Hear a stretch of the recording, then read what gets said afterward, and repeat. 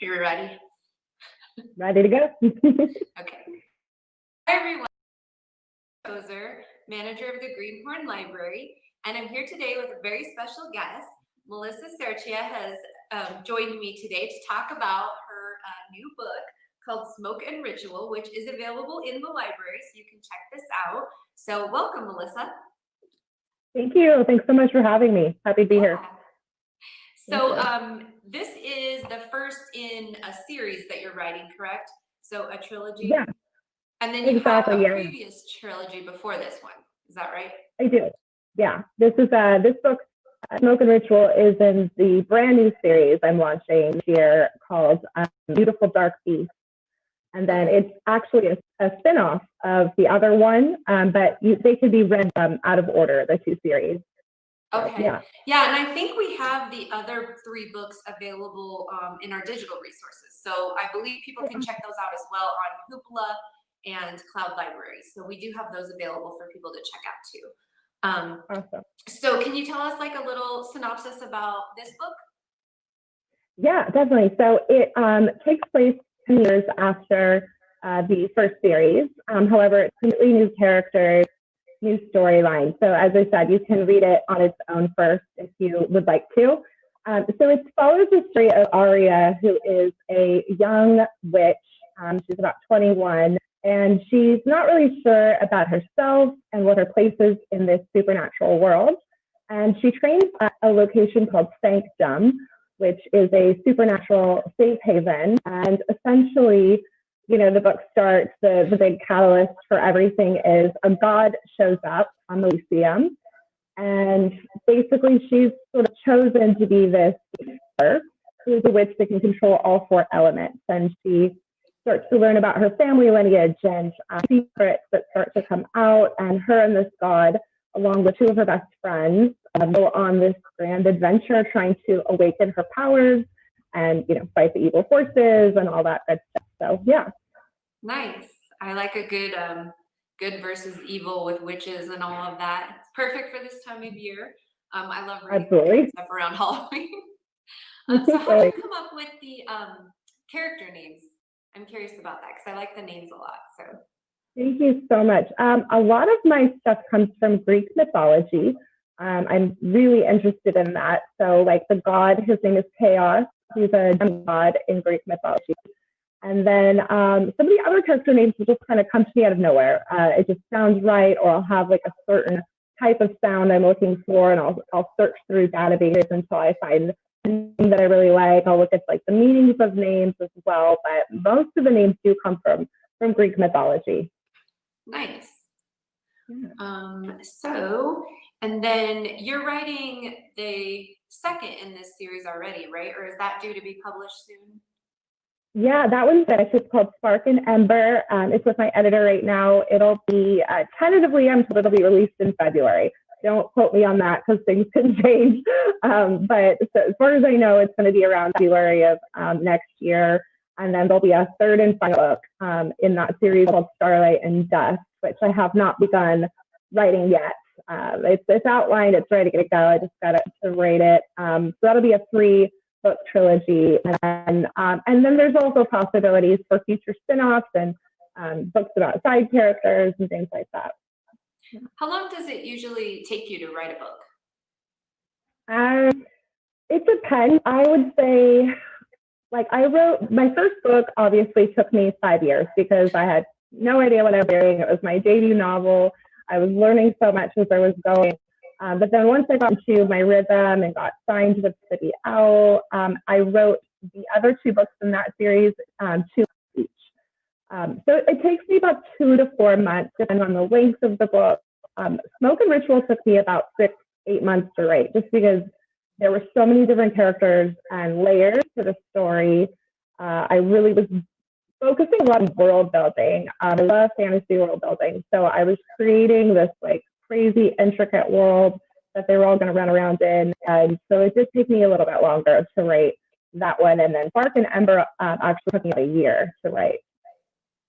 So do you have kind of like a goal or a vision in mind of how you want the trilogy to go before you start writing the first book, or does it kind of just evolve as you're writing, or a little bit of both? Yeah, it's a little bit of both. I mean, yeah, the details tend to obviously can change your writing, but the actual like theme and the beginning will end. I normally know that ahead of time as far as like where I want the character arc to go. With Arya, I knew exactly how I wanted her to evolve and in her relationship with Chaos.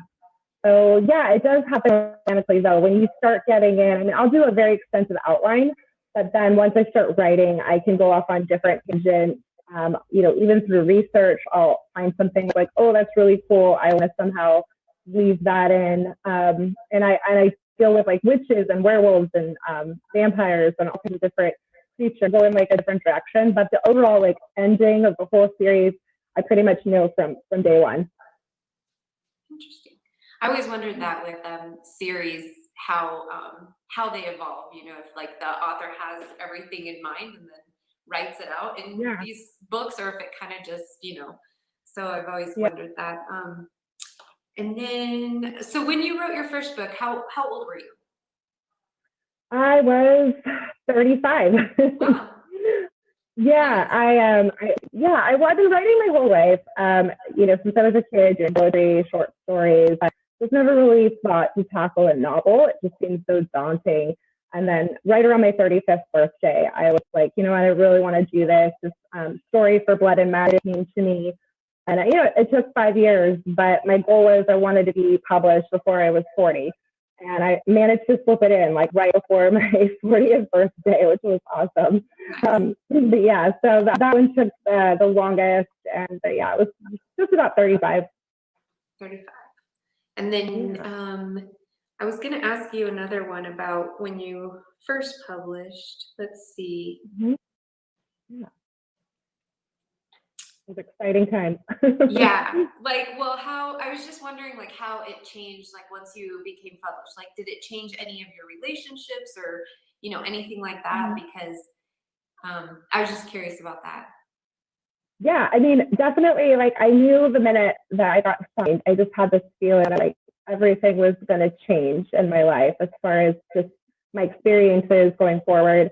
And I guess the biggest thing was I've just met so many awesome people. Like, I have friends now that I consider best friends that I never would have met beforehand. Other authors that are with my same publishing house. So that's really changed. As far as my actual personal life, that's the same. I'm still the same me, essentially. So like my family, my friends, they're just so supportive. I'm really, really lucky. I have a very, very supportive like family and friend base. So that's really not changed at all. So yeah, I mean, for the most part, it's just been like the people I've met through the industry. I've gotten to know so many amazing authors and editors and agents, and so that's been really, really fun being able to like bounce ideas off each other. And before I was sort of like writing in the void by myself. I didn't feel like I had a community, and now I have author friends that I can call and say, "Hey, I'm trying to work out this idea. I need your help," and we're brutally honest with each other too. So it's really, really nice to have that community now. Do you have like a special family member or friend that you have read your books before you send them in for publishing? Like, do you have that one person that gives you honest feedback? I mean, yeah, I have my best friend Renee. She's actually read some of my stuff before it was published, especially before I was signed. She's an avid reader. She loves the genre that I write in, so she definitely would read a lot of my stuff. Now, it's like there's so many people reading my stuff that I don't. I want my family just to enjoy it out, like polished and ready to go. Because I have my editors, and then I have I guess my two author friends, Nadine and Candace, who are like my beta readers, and so they'll read through it. But yeah, for my friends and family now, I'm like, look, guys, I just want you to sit back, enjoy the story, and not have to like give me feedback every 5 minutes. Right. And where do you get like your ideas for your books? How do you come up with those? I know you said you were really into mythology and stuff. So is that kind of how you got started? Yeah, I mean, that's such a great question. I think the first for Blood and Magic, I was sitting on my porch one night. It was a really nice night. I was having a glass of wine. And I just started to think about those what if questions, like what if vampires were real? What if witches were real? And like, where would I go with that in a story? Because of course it's a very popular genre, popular trope. I really wanted to bring something fresh and different to it, but also, still pay tribute to the genre itself. So that started with me, like, basically coming up with my character, Gray. She's this 400-year-old vampire, which is like a half vampire, half witch. And I ordered her to be 400 years old. So I started researching what happened 400 years ago in history. And I came across this witch hunt trial in Pendle, which is in Lancashire, England. And it was this one of the famous witch trials that happened. And I thought, oh, that'd be cool if she was part of that. But then she didn't actually get burned at the stake because she was a vampire. And it kind of went from there. So with that book, that was really important for me to like do my research. And then to get it fresh, I was like, I want to add the Greek mythology as the origin story because there's so many different origin stories that we've heard. The whole vampires came from bats or, Lilith or whatever. And I really wanted to do Apollo and Diana. So I went there. And then once you start going down that rabbit hole, there's all kinds of things that come up. And then with Flesh and Bone, the second book, I really wanted to touch on the 13th zodiac sign in astrology that's sort of not that many people know about, but it's kind of an interesting concept. So I thought, well, what can I do with this? So I kind of worked around that. And then the second series was kind of already set up for me because it was a spinoff. So that I was just coming up with a new and fresh story based upon that world. And based upon sanctum where I was living. So yeah. So, and then sometimes ideas just come to me from dreams too. Like I'll just get a random dream and I'll be like, oh, I write this down. I have an idea book that's like a mile long of future books that I want to write. Yeah, I was gonna ask you keep a book by your bed in case you wake up with this amazing dream and you have to write it down right away before you forget it. Oh yeah. Yeah, otherwise if I don't write it down, I'll be gone. So yeah. So do you ever read reviews about your books, or what do you think about them? Oh my goodness. Yeah, no, you're not supposed to. They're for the readers. But of course, when you first debut, you're curious, And I remember the first time I ever read like a negative review, I was just so beside myself. And, you start doubting yourself. You're like, oh my God, what am I doing? But you just develop a thick skin after a while and realize that like it's your books aren't going to be for everybody, and that all the good reviews make up for the few negative ones. But I don't really read them anymore unless someone tags me in one or sends me one an email. I try not to read them because they don't. I mean, for the the readers to read it, and they're not really for the author. So right. On that note, have you ever Googled yourself or tried to see what was out there in the big world wide web about you?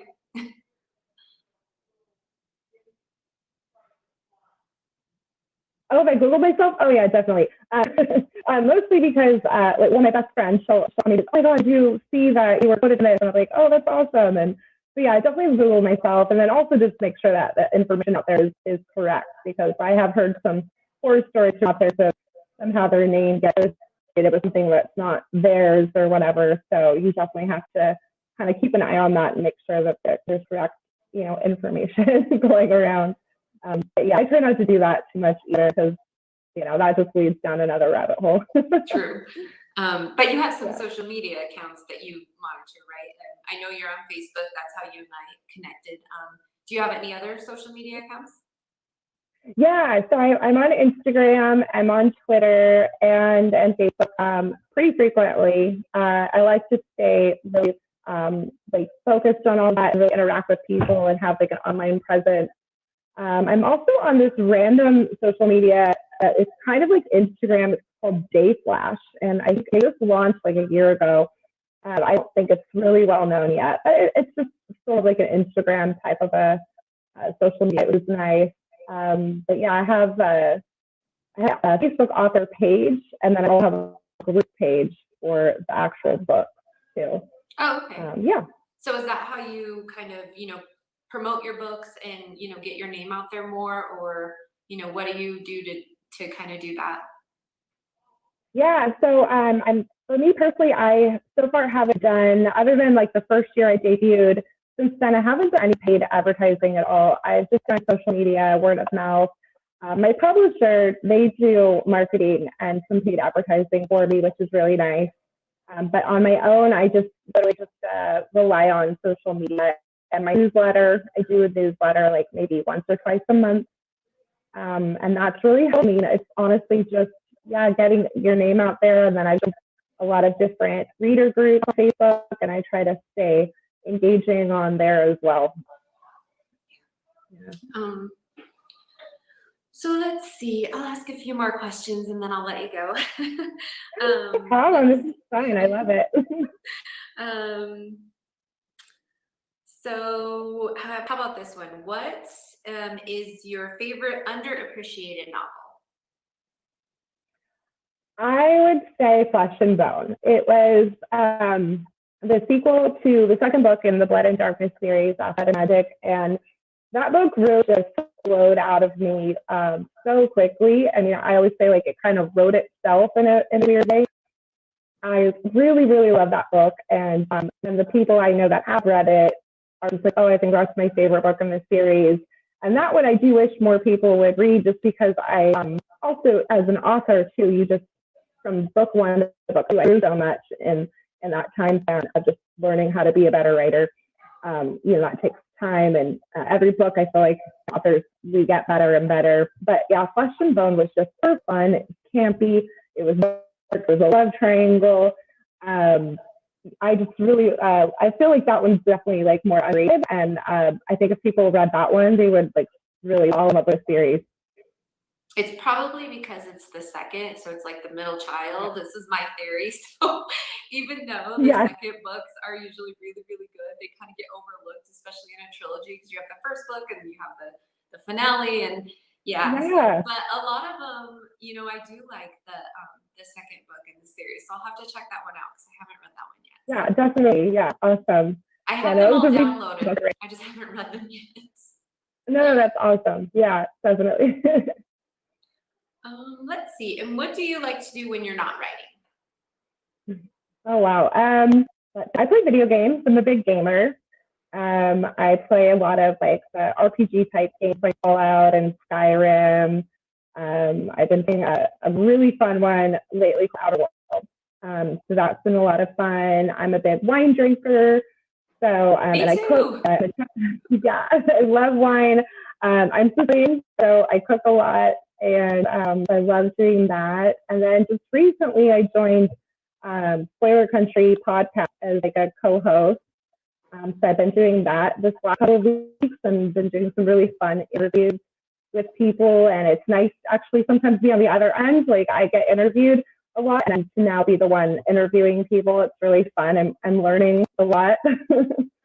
So, this is my first interview too, so bear with me. I know I'm learning. You're doing amazing. No, you're awesome. This is fun.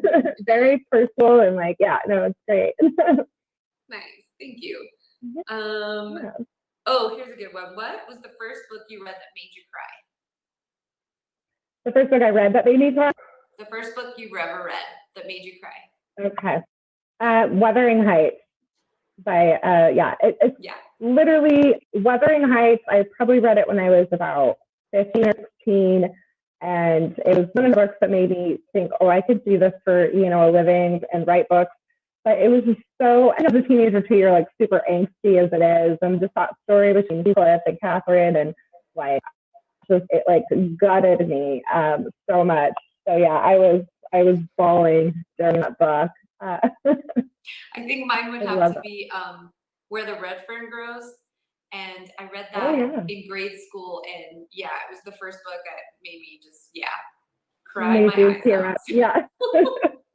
It's amazing how how books can do that for us and make us laugh or feel emotions, and those are the books I think that stick with us the most, is that like draw like a really have the emotional response. They're bad, but yeah. Well, I think I'll probably end with my favorite question to ask that I love asking people. If you could have any superpower, what would it be and why? Oh my gosh, that's a great question. And I have answered this before differently, but definitely I'm just not flying because I'm afraid of heights. I think I would love to be invisible. I always use that expression, oh, if I could be a fly on the wall type of a thing. Yeah, I think I'd be able to have like an invisibility cloak or something where I could like, I don't know, snoop around. I don't or just to be like alone and not bothered. Like if you want to I'm slightly of an introvert time to kind of go back and forth between being an introvert and extrovert. So yeah, in my intro moment, just like put on my invisibility cloak. I think that would be. Yeah, what about I think you? as a mom, I would have to probably say invisibility would be great sometimes. Yeah. Hide in the laundry Hide room with from your them. glass of wine. Mm-hmm. Yeah, exactly. Hide from the Sounds kids. great. Well, thank you so much for joining us today, Melissa. And I look forward to reading. I've already read this book, but I look forward to getting the next one. So Oh thank my you gosh, again for thank you so joining me. much. I really appreciate you having me on. It's been a pleasure. Thanks. Thank you. All right, Bye. take care. Bye.